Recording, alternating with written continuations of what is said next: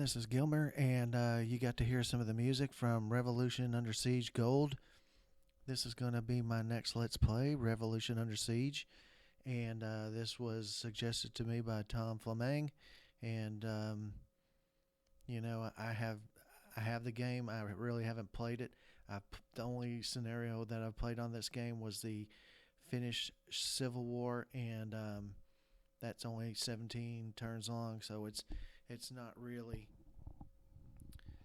that big of a scenario, so I don't know how much of the game I actually learned. I think I do want to play a full campaign with this game and do a good Let's Play of it.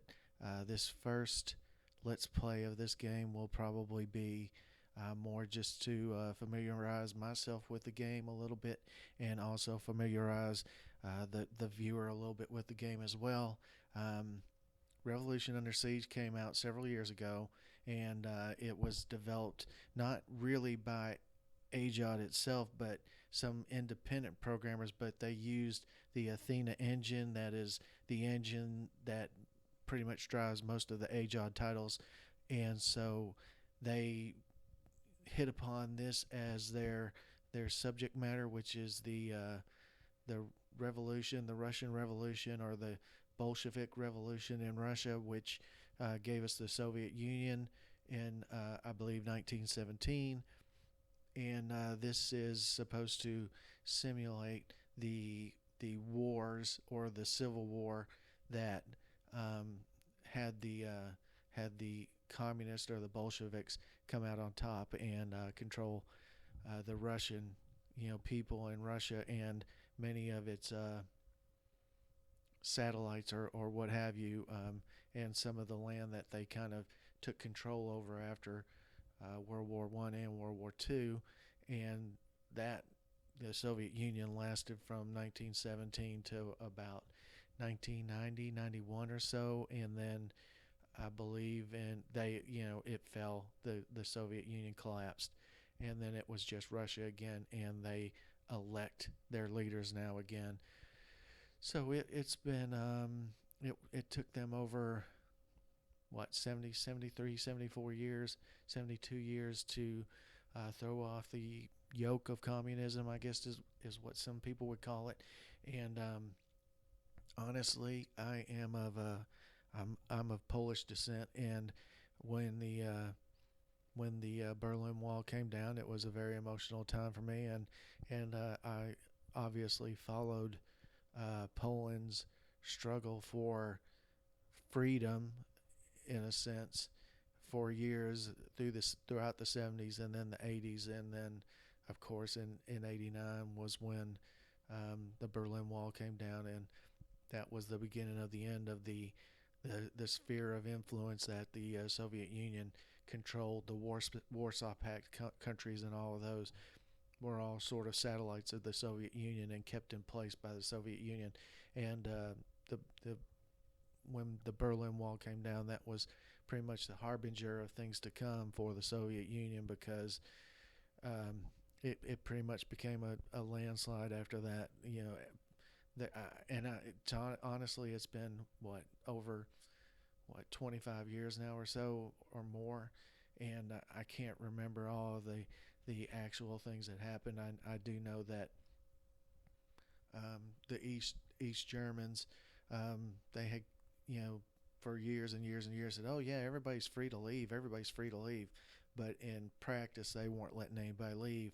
And then, for some reason or another, at some point, people started being able to leave or get through the wall somehow, and they were asked again, "Is it okay for people to leave?" And they said yes, and somehow or another that kind of snowballed into people actually tearing down the Berlin Wall, and families that had been separated for over 40 years, some of them were reunited. So it was a very emotional time for everybody that grew up during the Cold War. So this is just a simulation of how the Soviet Union came into power, and the whites in this game are the kind of the nationalist, the ones that want to keep the Russian monarchy in place, or maybe control Russia, or however they want to do it. But and the Bolsheviks obviously were the communists that wanted to control Russia, and in reality they were the ones that actually were able to control Russia and bring into being the Soviet Union. So let's just take a look at some of the settings that I want to do. I want to keep the music off because I think it was pretty loud, and it's very hard to talk over the music. And honestly, I mean, yeah, it's nice to be able to hear it, but I don't want it to distract from the actual Let's Play. Battle animations, I want to keep that on full. Focus on moves. Um, yeah, we'll keep that on. Turn compression. This is just for PBEM mostly, and we're not going to do that. Regroup armies. What that does is if you have 4 or 5 armies and you move them into the same region, what it'll do is it'll stack them one on top of the other so that you'll only see one, as opposed to having them spread out in kind of a waterfall fashion where you can see 4 or 5 units in the same region. I don't like regroup armies. I like to be able to see the actual units sitting in the region.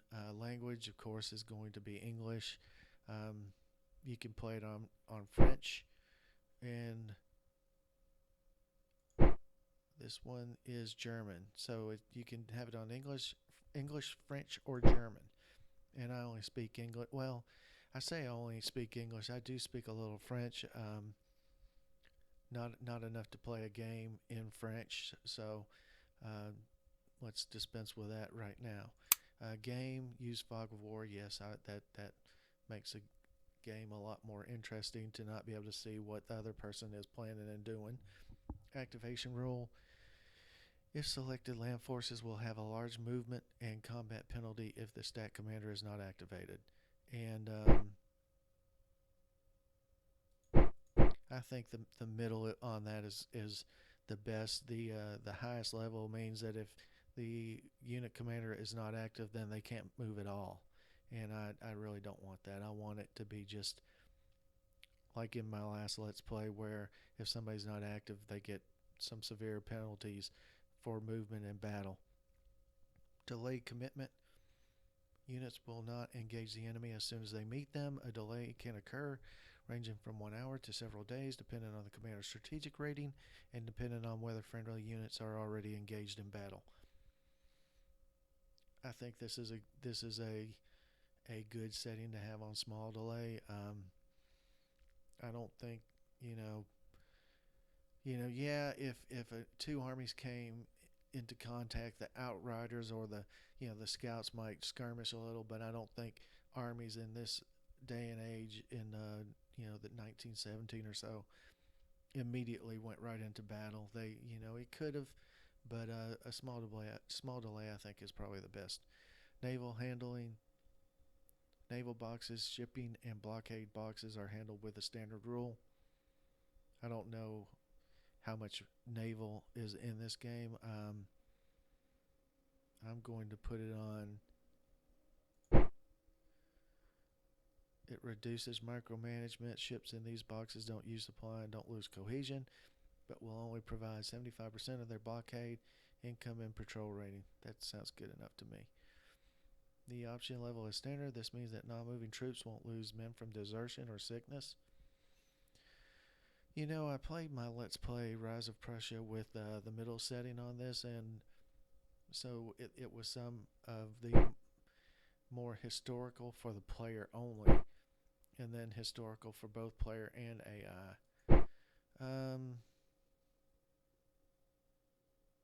I don't think it takes away from it if you don't have historical attrition on, especially for both.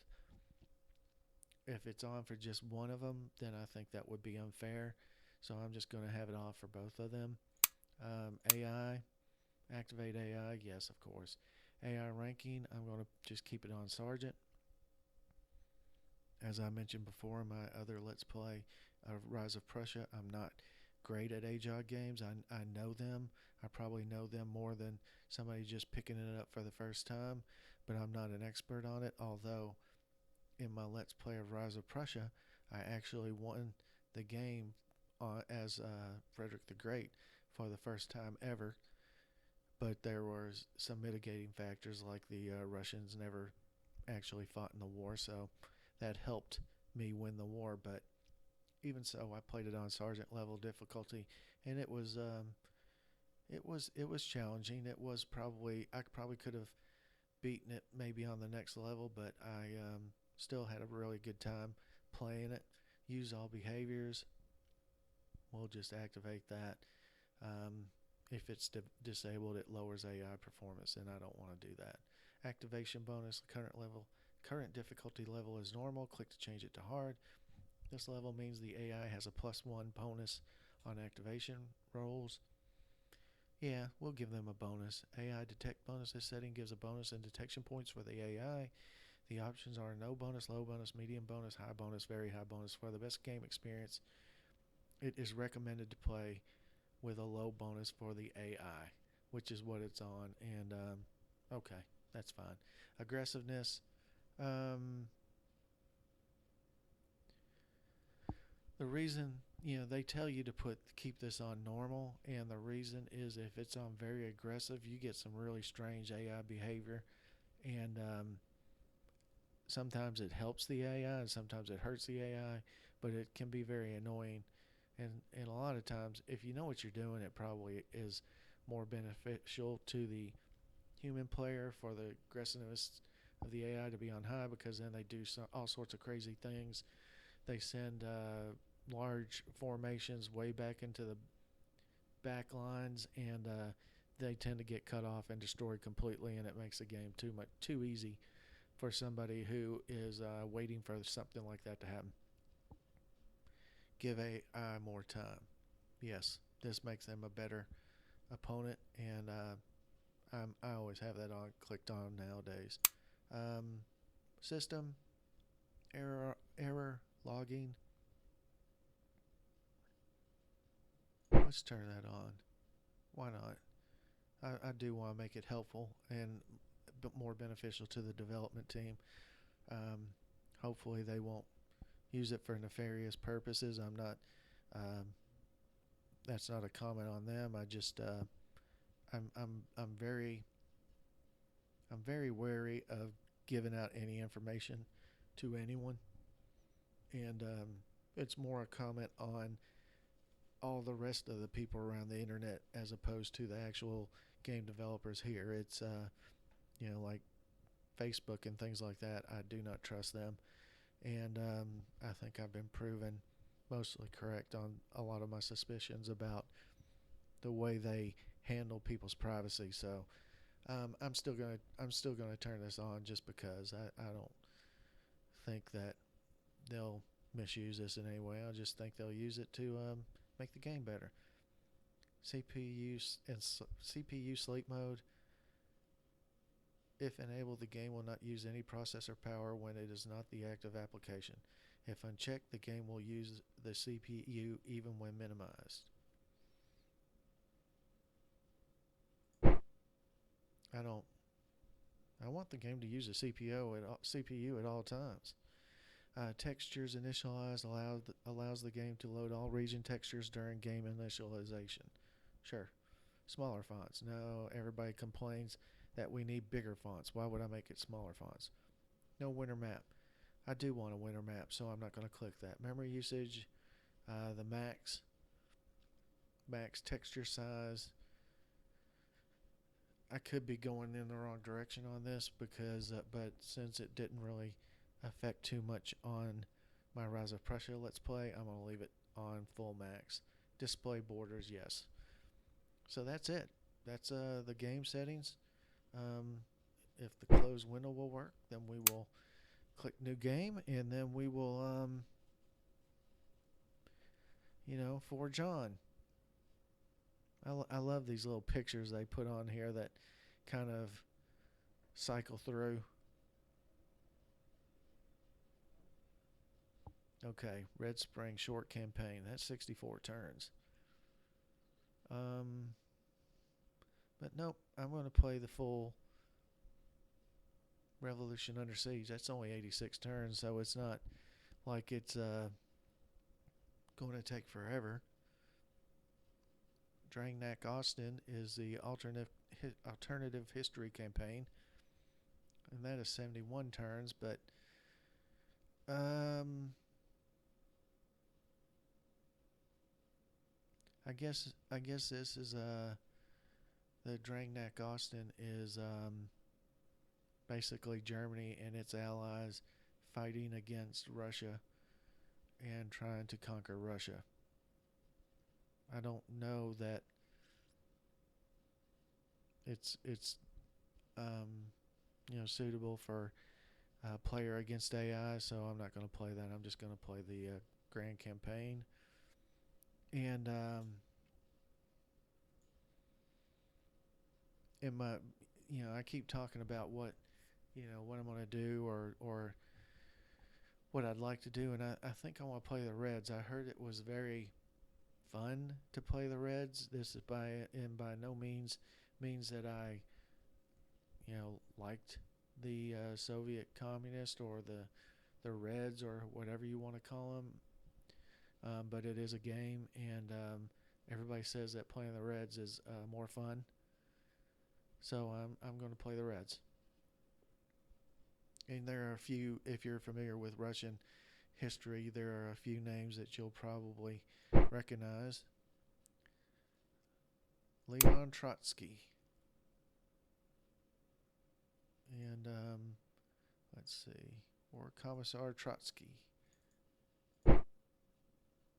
He's a 6'2", His first name is Leon, I believe. He has a lot of abilities. He's a political unit. He has an iron hand. Some of these are fairly new. They're not used in Rise of Prussia, obviously. Trotsky GHQ, or Trotsky's armored train, are capable of inspiring the men with its propaganda tools. In the iron hand of its Czechist crew, the Czechists were kind of like political people. I forget what, I don't know, like a political commissar or something, I guess. Their presence gives a +2 discipline to all infantry, militias, and cavalry in the stack they are in. This ability applies to all elements of the stack. Master of Defense, I think that's fairly straightforward.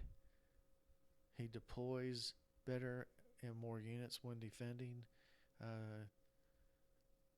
He has a signal unit or ability because it's a GHQ stack. Train Logistics provides a 25% reduction on the whole stack on supply consumption. That's nice. Great Strategist gives him +3 command points, which we talked about in my Let's Play Rise of Prussia games. Command points are how much a leader can effectively command how many elements. So if Trotsky has 23, a command rating of 23, he can command 23 elements without having any movement or battle penalties attached to his command. Army GHQ commander, I'm not going to read all that. If you guys want to pause it and read that, that's fine.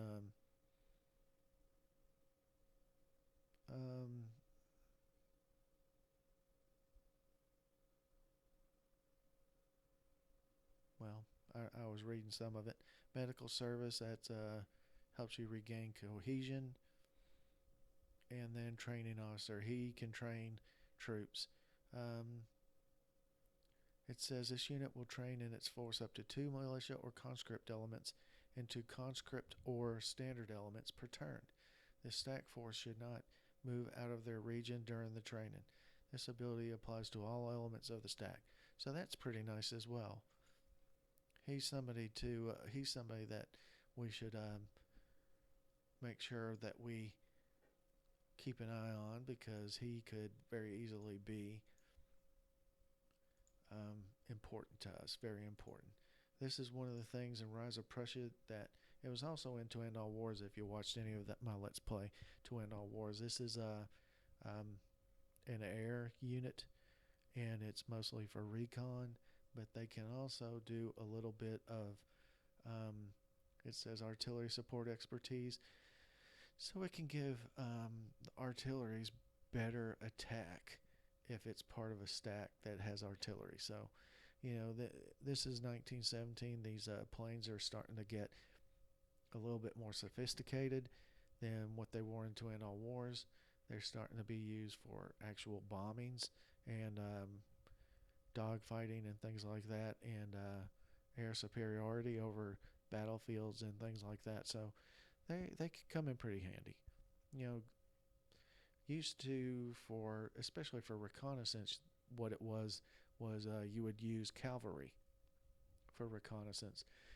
But once planes started being used, they started using this for reconnaissance, which they were actually probably, I don't know if they were better or not, but you would think that they would be better.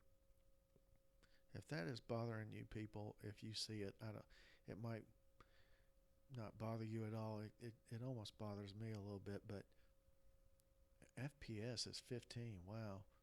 I wonder if that's a computer program that is no, that's the game. I'm getting 15 FPS. Well, that's weird because I don't have a top line computer, but 15 FPS is a little ridiculous. So anyway, I'm just going to go through a few things, and like I said, this is probably going to be a quicker let's play than a regular turn would be, because I just kind of want to familiarize myself a little bit. Save turn, back to the main menu, replay previous turn, and proceed to next turn, and then we have a clock that tells us what time it is, and it says it's 5 till 1, and that's in the afternoon.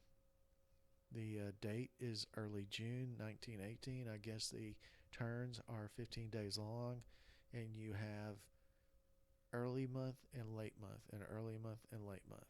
So there are 24 turns per year.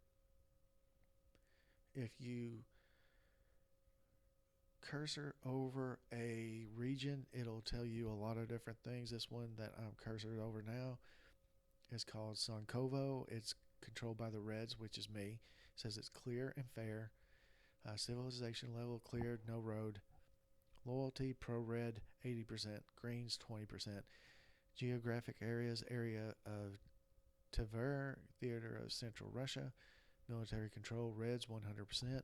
Number of days to enter this region, only 4. Detection 2, and then ID number 401. And when I pull off of this region, it'll change, but if you can see, the screen up here tells you the current weather and the type of terrain of the region you're cursoring over. So if you can see it here on Sokovo, it says clear, and it's flat or plains or whatever, and the weather's good, and that's what it was up here. Now if I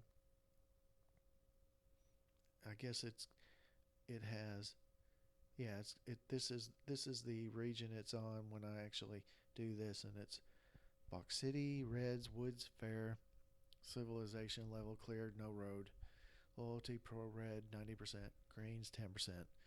So that's just one of the other things that you can look at. Click to go to your capital.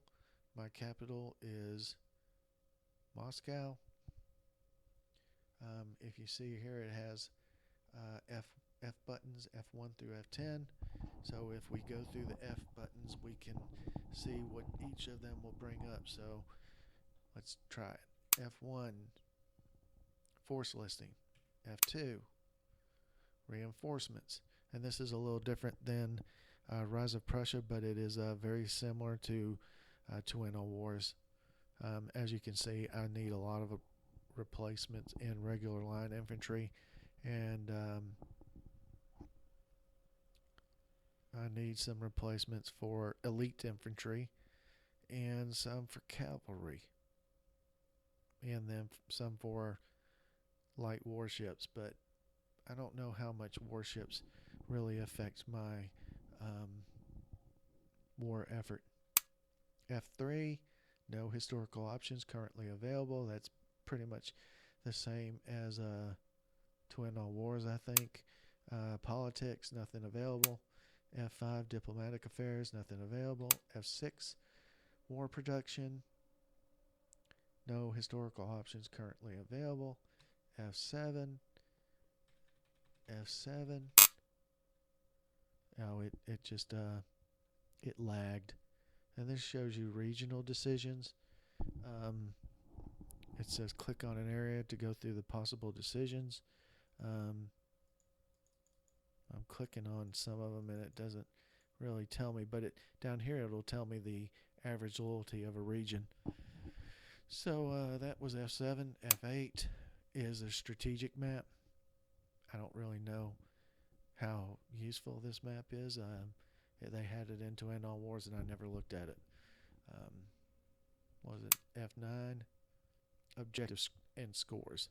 So the Reds control Irkutsk, Tashkent, Perm, Ekaterinodar, Tsaritsyn, Tambov, Moscow, Petrograd. It looks like the Germans control Warsaw, Minsk, Kiev, Odessa, Kharkov, Rostov, Sevastopol.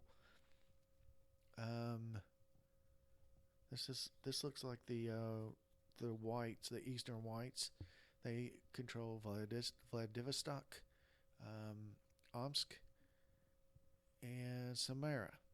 And the Western whites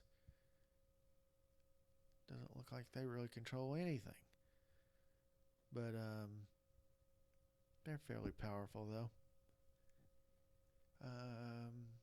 Our current morale is 120. If you remember this little area down here from To End All Wars, like I said in To End All Wars, it should have my faction down here because it's the baseline, so it's 100. 100 combat power, 100 naval and land power, and the first number is 100.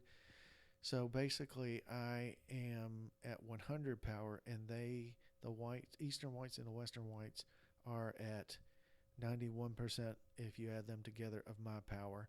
And for naval power, they're at 121% of my power. And the Greens don't look like they have any power at all.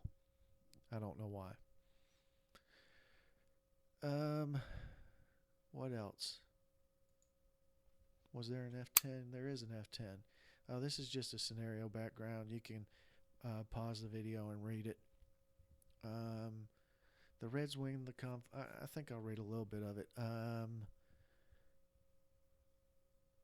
Although the Brest-Litovsk peace treaty was signed in the West between Germany and Russia, the Soviets are facing new enemies in all other directions. In the north, Western powers are about to seize the main ports to keep for the whites. The war supply they provided to the Russian government to fight the Central Powers.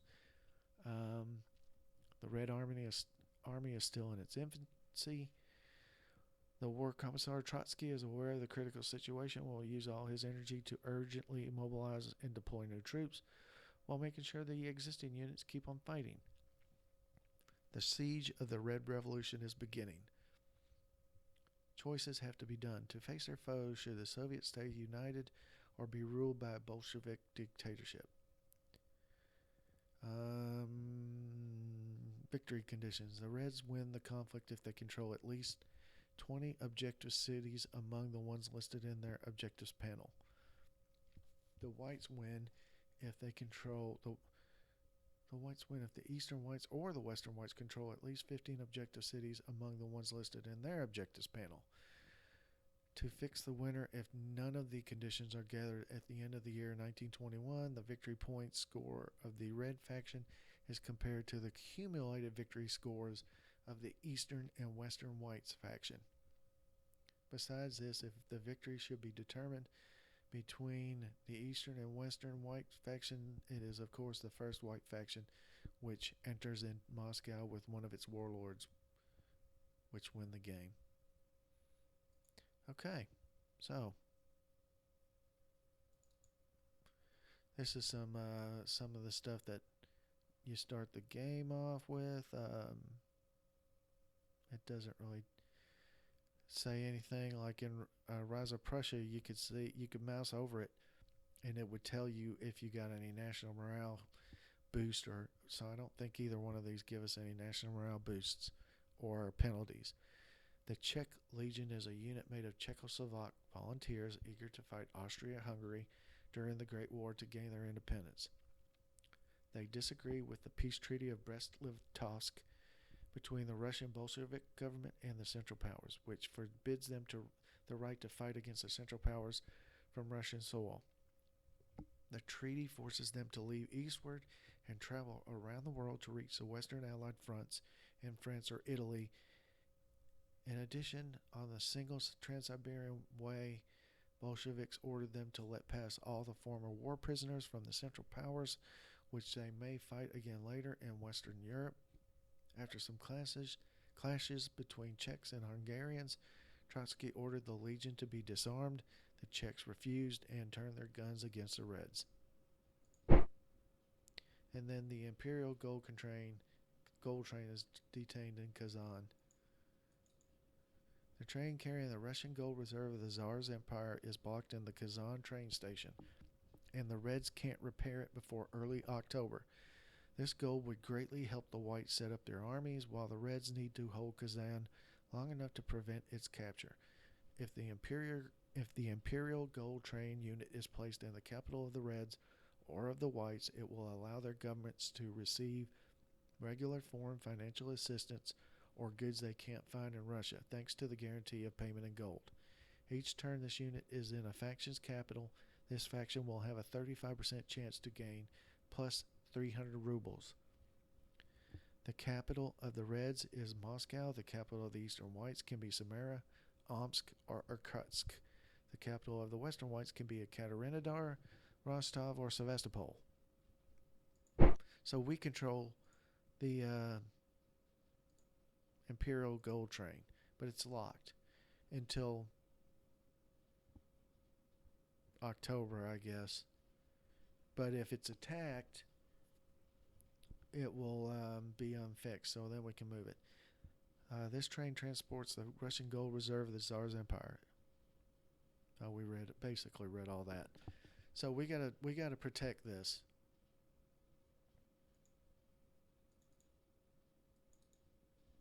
Red Guards. They're supposed to be easy to build. Oh, wait a minute. They say enemy forces. Why is that? I thought I was the red.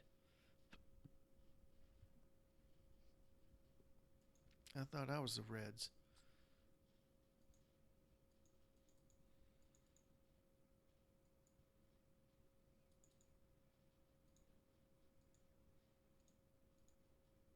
Well, this is one of my guys. I know that. Vetsetsis. That's him.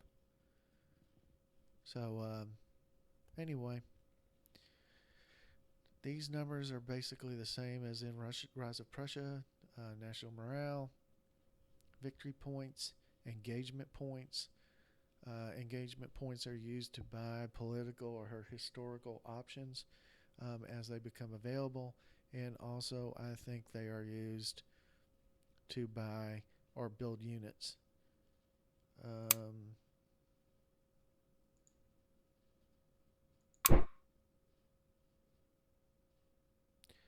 Well, it actually doesn't look like engagement points are used for any of these. So engagement points are just used to buy political or historical option type things.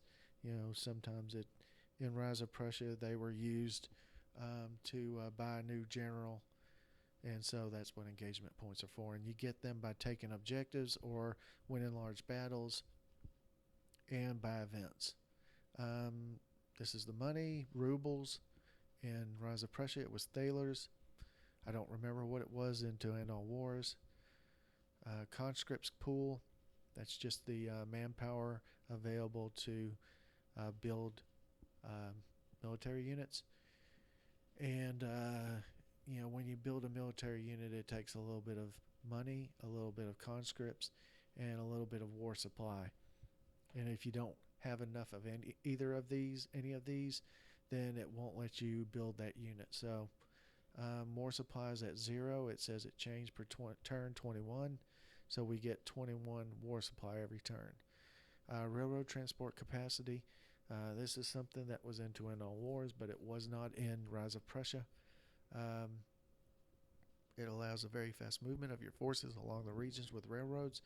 Each turn, the remaining railroad transport capacity that is not used to move your troops is automatically used for the transport of the food and ammunition supply between your depots.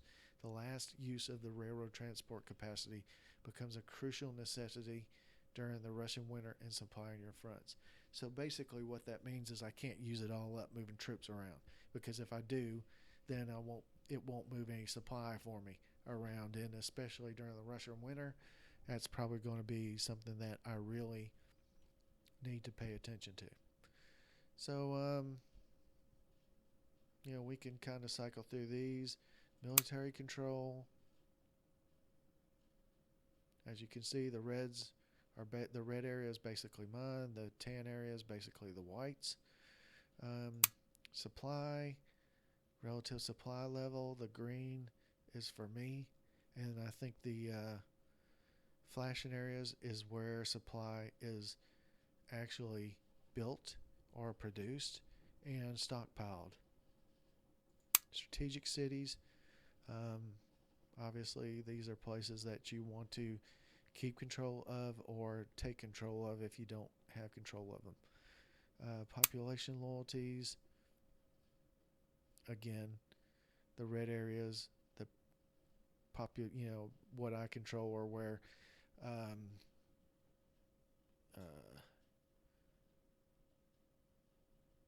it's the loyalty of the population is for the reds in the red area. The loyalty population over here is for, I think, the whites or the greens, and then this is for the whites. Areas. I don't really know what this is used for, but it's kind of interesting to look at times. But I very rarely click on it. Theaters of operation. This is a little more important. If you have an overall commander sometimes, I don't know if it is in this game, but if you have an overall commander in many games, a lot of times they command all forces in a theater of operation. Weather zones, pretty self-explanatory. If it's a weather zone like this, and usually I'm pretty sure if there's snow here, there's probably snow over here as well. So it's just like any kind of weather zone in real life.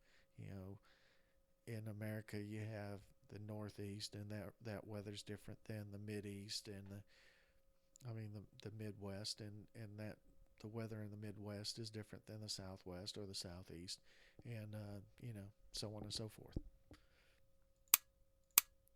And last but not least, current weather. So all the green is basically clear weather, no mud, no rain, no anything. There's rain down here.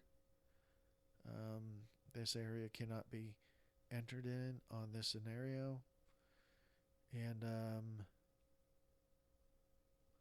prairie, fair. So most of it's just clear. So anyway, that is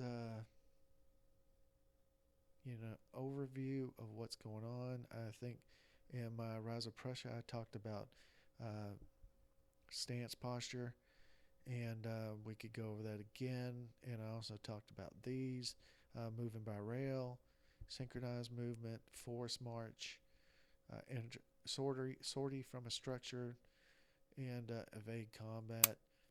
This one has all of your promote a leader, divisional command, dismiss corps, dismiss army, split units, combine units, create corps, form an army. We've talked about all these before. Build a fort, set an ambush, disband units, destroy rail, destroy depot. So it's all fairly self-explanatory. And then, of course, if you click on this gun turret, you can build military units, and you have filters Over here, this is infantry units. Cavalry is the slash. If I can actually get this cursor on it. A rectangle with a dot is artillery, and in this game you actually have artillery trains, and they're obviously constrained by staying on rails. They can't enter a region that has no railroad tracks. And then position batteries, which are, I think, fixed emplacements that you can build in forts. This is ships, with the rectangle with a anchor in it, and then other land units. And other land units can be engineer, supply, and other support type units, and then garrison type units, I guess, and fortress units. And then over here is where you have the filter of nationalities if you have multinationalities in your faction, which I don't. I don't think I ever do. I'm only going to be the Reds. So let's save it here. I want to save it, and I will bring this Let's Play to a close. This is really just an introductory. So I could basically call this Let's Play Revolution Under Siege Episode 0, because it's really more of an introductory episode. I didn't really do anything. I just read through some screens and looked at the settings, and it's still ran, a fairly good time, probably about 30 minutes. That might be boring, and I hope it's not, but we'll get to action in the next Let's Play. So thank you for watching, and my name's Gilmer, and if you like it, go ahead and press like. I mean, I'm not gonna hurt you if you don't press like, but obviously I'd like it better if you like the video, and I'll see you next time. Thanks a lot.